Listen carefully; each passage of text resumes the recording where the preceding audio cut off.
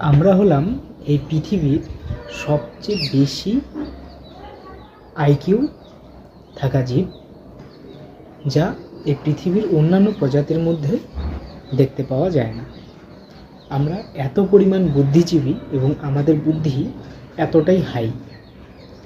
সেই জন্য আমরা কোনো জিনিস পাওয়ার জন্য নিজেরা আশা করি এবং সেই জিনিসটা অ্যাচিভ করতে না পারলে আমরা নিজেরাই মন খারাপ করি এবং একটা সময় ডিপ্রেশনে চলে যাই।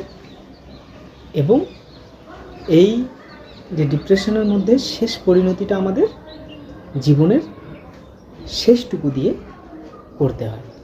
তো আমরা এতটা পরিমাণ বুদ্ধিজীবী এবং আমাদের এত পরিমাণ বুদ্ধি, তাই হয়তো এই পৃথিবীতে প্রথম বা হাই আইকিউ লেভেল প্রজাতি হচ্ছে মানুষ।